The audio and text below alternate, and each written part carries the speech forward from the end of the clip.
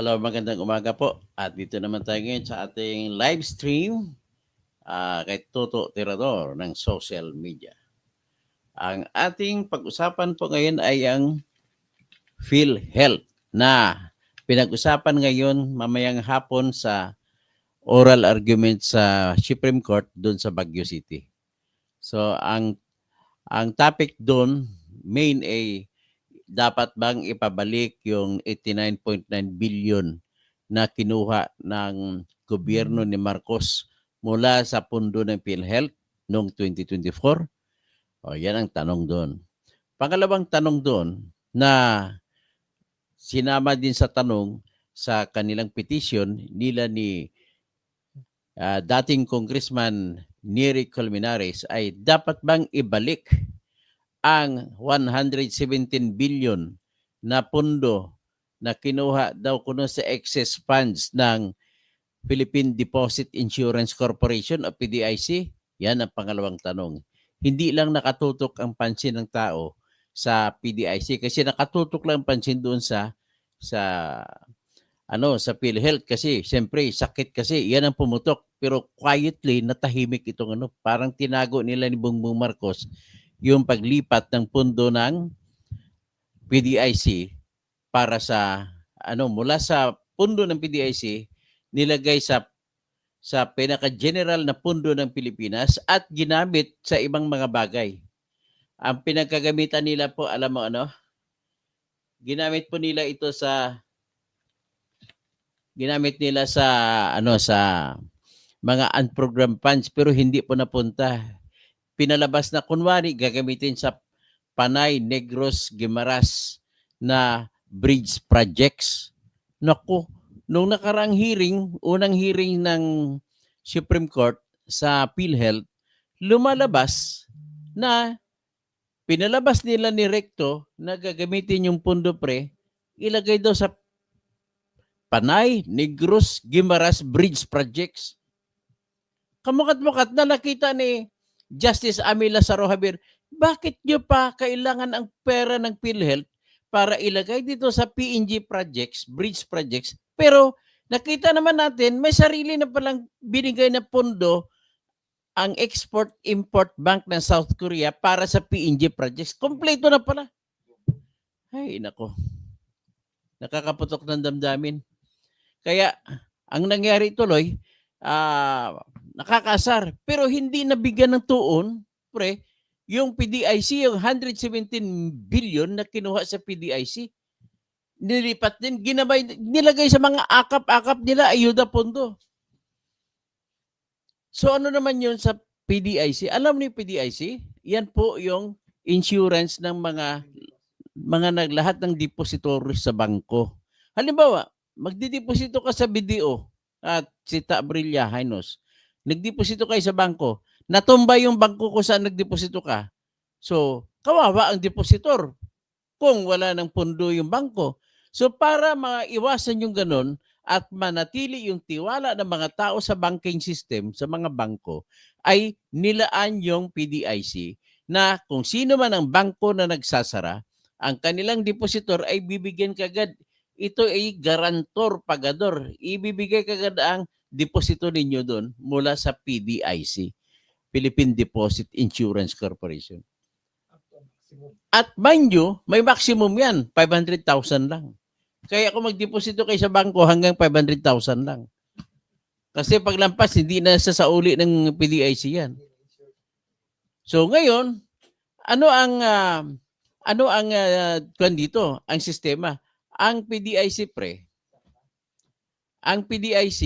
ang pera ng PDIC ay ang premium yan ng lahat ng private banks. Lahat ng private banks nagbibigay ng premium sa PDIC. So, ibig sabihin, ang hawak ng PDIC na pera ay hindi yan pera ng pamahalaan. Pera yan ng mga pribadong bangko na binibigay nila na sakasakali matutumba sila, yung mga depositor nila ay dyan kukuha ng pundo at panabon, panakiputas. Ngayon, paano pa ngayon mangyari yung pundo na yun na naipon ng mga private banks, kinuha pa nila ni Marcos noong 2024. 117 billion. So mas maganda pa, huwag na kayo magdeposito sa bangko natin pag gano'n. matumbay niyan, walang may sasauli ang bang PDIC sa inyo. Eh hanggang 500,000 lang yan. So anyway, yan po ang mga dalawa sa pangunahing pangyayari na lumalabas ngayon. Pero may pangatlong concern na lumabas. Si Justice Joseph Lopez ng Supreme Court ay naglabas ng kanyang saloobin. Masamang karanasan sa kanya. Siya po ay na-ospital ng 2 buwan. Hindi siya nakatrabaho. Dahil po sa sakit na cancer. At dahil cancer ang sakit niya, hindi siya covered ng PhilHealth. Ibig sabihin ng PhilHealth pala, namimili lang kung anong sakit. Eh, problema, sakit na cancer, hindi mo pwede sabihin sakit na pang mayaman yun. Samantala pala, ito pala ngayon, si Atty. Pila yung kausap ko. Ang nangyayari, itong na-discover natin sa oral argument na ito, 2 klase ang taong nagkakasakit. Yung anang magkakasakit na 0 billing at yung nagkakasakit na maraming billing. Si Justice Joseph Lopez, 7 million ang binil sa kanya ng ospital. Magkano binayad sa kanya? Tapos si Justice Joseph Lopez, malaki ang hinuhulog niya sa PhilHealth kada buwan. Naghulog siya. At dahil private ang kwarto niya at ang sakit niya pang mayaman, ang binigay sa kanya na tulong ng PhilHealth sa 7 million na bill ay 10% lamang. 1% lamang. Magkano 1% ng 7 million?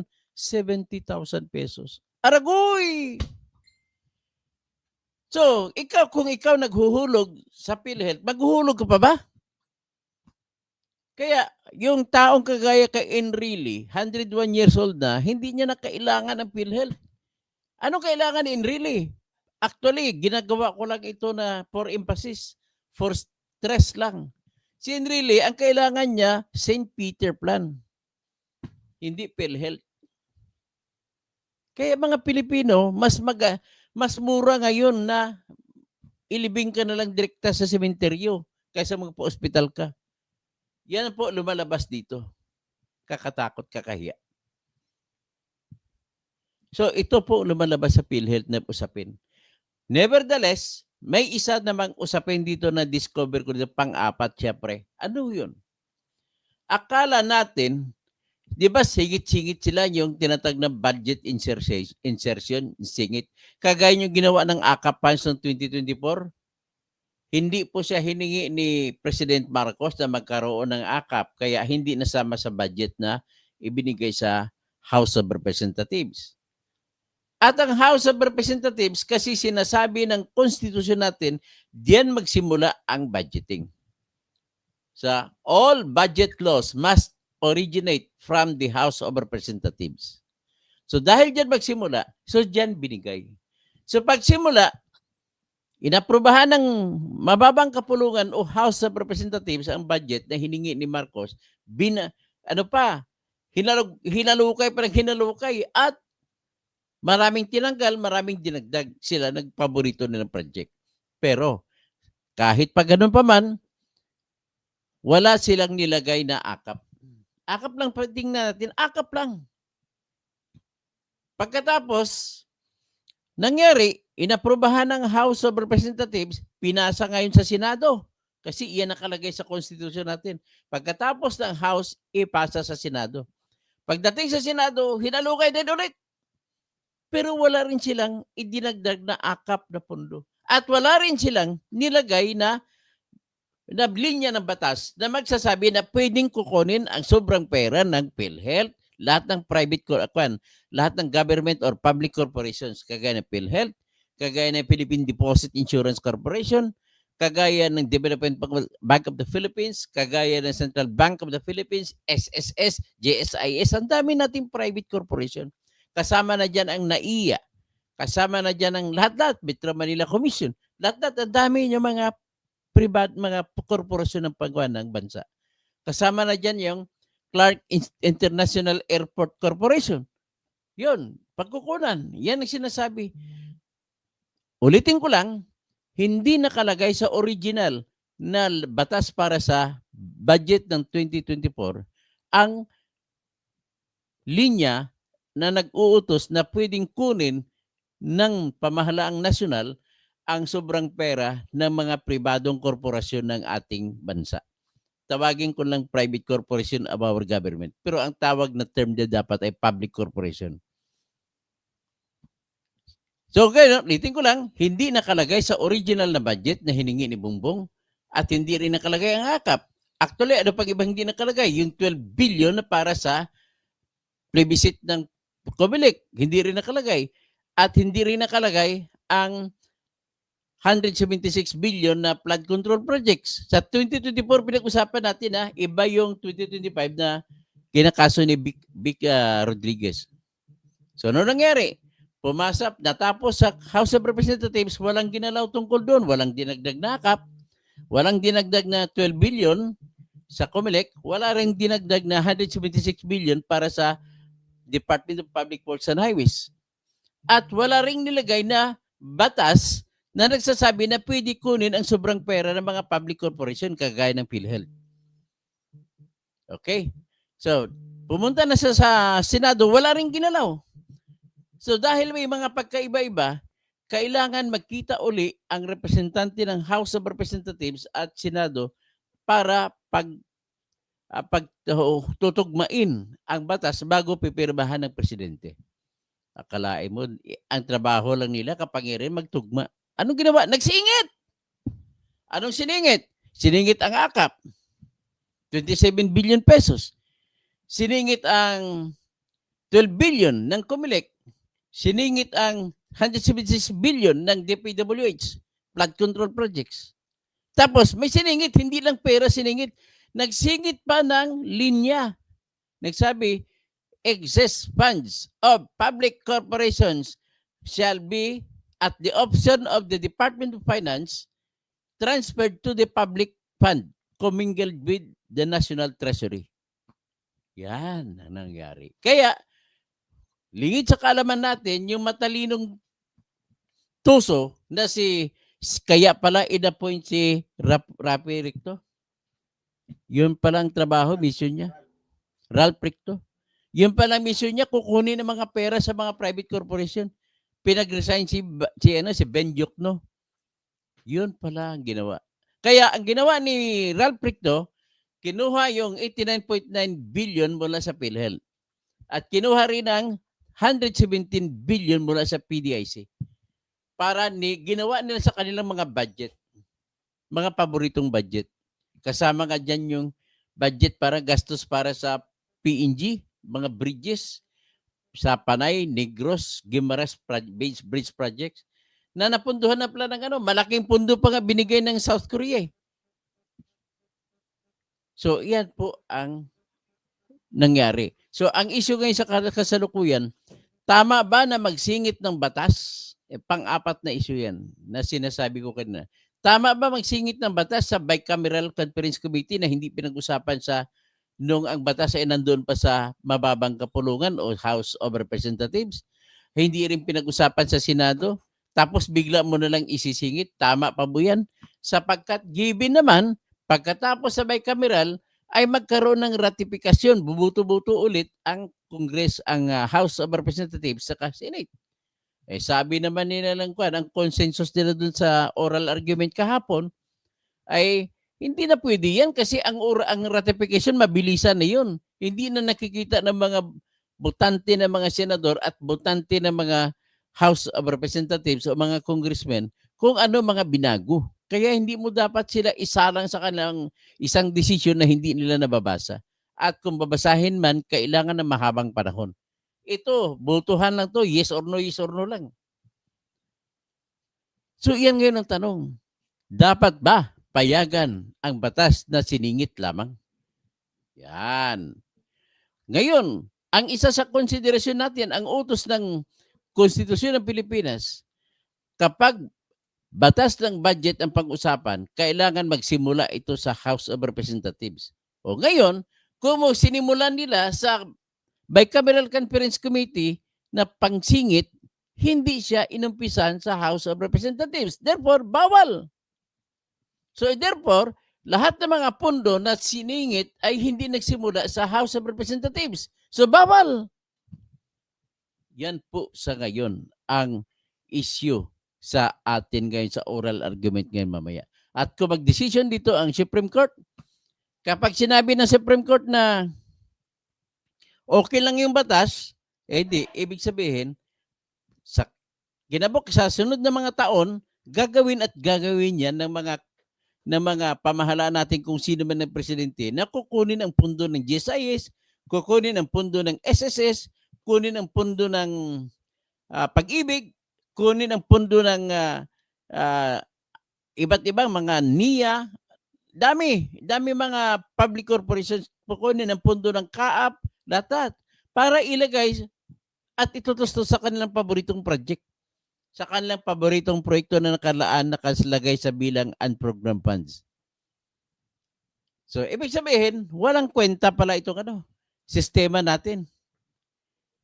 Meron ka ngang PhilHealth, ang mga nagbabayad sa PhilHealth ay hindi makakakuha ng benepisyo dahil hindi nakalista ang kanyang sakit. Dapat lahat ng sakit. Walang eksepsyon.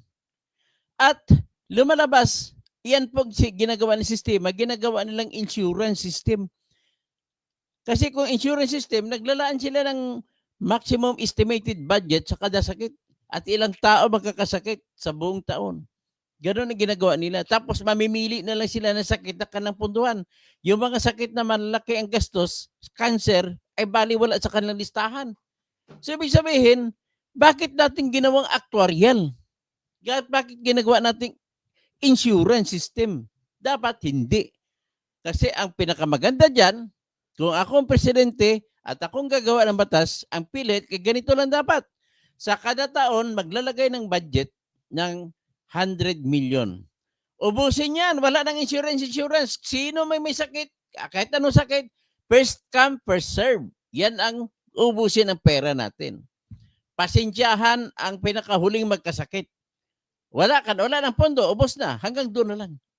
At kung may sobra man, pagkatapos ng taon na yon, ay idudugtong doon sa kasunod na taon at magdadagdag ulit ang bansa natin. 100 million ulit.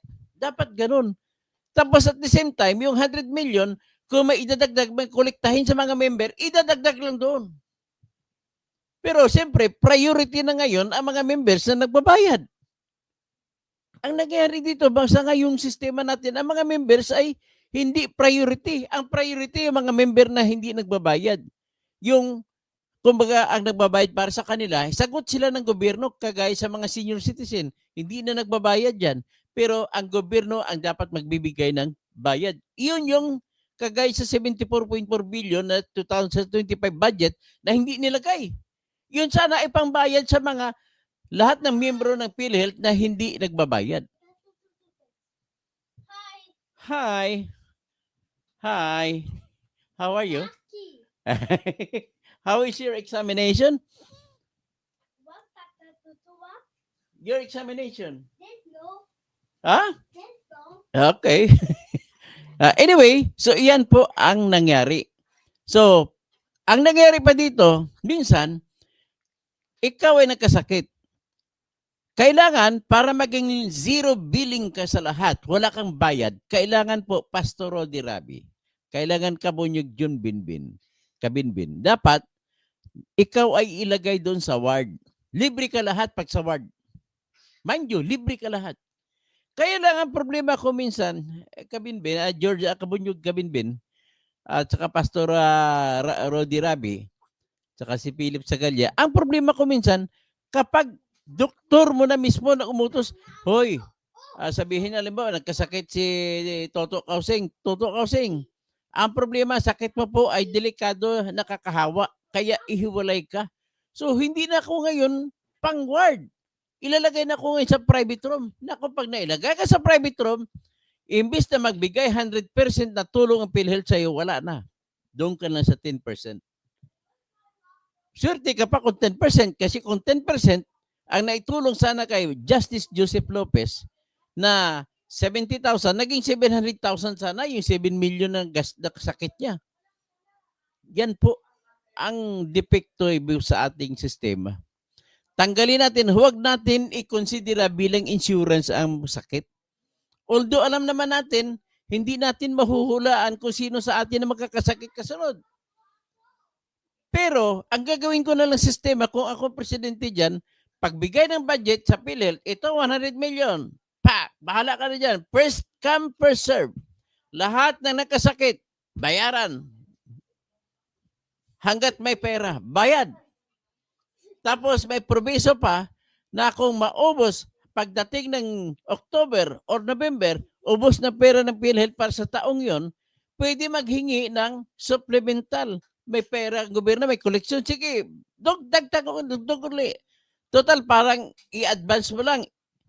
Ha? Parang paluwalan muna ng pamahalaan. Tapos dagdag lang. Ganun ang gusto ko na sistema ng PhilHealth para walang tao maiwanan na walang pambayad sa ospital. At bakit po kailangan yung ganito? Mayaman man o mahirap. Kasi po ganito po yun. Kabunyog John Kabinbin. Pastor Rodi Rabi. Ang dami pong magagaling na tao sa Pilipinas na mamatay lang. So, sayang, kailangan mabuhay mga yan. Lalo na't mga matalino. Lalo na't mga negosyante na magagaling. Kailangan nabubuhay sila na matagal para sa ikaunlad ng bayan. Mas maraming taong buhay na magagaling, mas maraming chance ng Pilipinas na uunlad. Hindi kagaya kay Enrile, hayaan mo na yan, 101 years old na yan. Yan ang pinakamatandang magnanakaw sa buong mundo. Hindi niya na kailangan ng PhilHealth. Ang kailangan niya lang yan, St. Peter. Ngayon, kayo mga Pilipino, mas maganda pa ngayon, mas nakakamura pa kayo kung mag-St. Peter na lang tayo lahat. Huwag na mag-PhilHealth. Magkasakit, diretso na lang, libig na lang tayo. Mamamatay din tayo lahat. Di ba? Hanggang dyan na lang at maraming salamat po. Sana pag-isipan natin na maayos itong wala na sana nakaw-nakaw. Sana hinihingi ko ang Supreme Court magdesisyon na mula ngayon bawalan na naisingit ang mga budget at saka mga provision sa batas kapag hindi pinag-usapan sa House of Representatives at kapag hindi hiningi ng pamahalaan, hindi hiningi ng Office of the President. Yan lang sana ang hiningi ko na desisyon ng Supreme Court. Okay? So, on that score, magandang umaga po sa lahat. Mag-shoutout na lang ako. Si Bernard Magtibay, good morning. Si San Fran, okay, si Jonalyn Becerra, good morning, sir. Watching from Singapore. Virgilia Brainos, no? Rica Canadian, Engineer Dotto, watching from Surrey, British Columbia. Wow, Canada. Okay. Tapos si Hermes Folioso, good morning. Rodi Rabi, Pastor Rodi Rabi. Tapos si Philip Sagalia. Tapos si January 7-8. Dr. Toto, ba't hindi mo panoorin ang hearing sa ni Senator Amy ngayon? Sa ako na lang panoorin pa sa cellphone, may biyahe pa po ako. January, at si Rodi Rabi, iboto ang bago at ibasura ang luma. Tama yan. Si Kabunyog, John Kabinbin. Tapos Willio, naku po, naman, ayusin na sa tamang panuntunan ang paggawa ng budget na sundin ang saligang batas. San Fran, Linda Respondo, Tumpak, Willio, Ruda Saruna, kawatan ng mga budget. Tapos ang piki na pamahalaan. Subot sa Canada po, lahat ng libre po ang pag nasa ospital ka, libre na. Okay. San Fran, Bobby Cortez, tapos Imor Nival, naimbag na bigat sa mga kapsat ko. Maya Paabak sa mga kabalin ko. Magandang umaga sa lahat. Tapos, David Anyag, saan kukuha ng supplemental funds? Kapag yan lang po ang proposal ko na magkaroon ng supplemental funds kung ako ng presidente.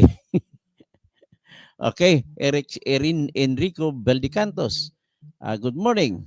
Tapos Regina Belino, Malabon City po. Okay. Okay, hanggang dyan na lang at maraming salamat po sa lahat at abangan natin, makikinig din ako mamaya kayo sa hearing ni Amy Marcos. Okay, magandang umaga po. Sabi ni Fernando po, bukas, di ka nasisikatan ng araw, erap.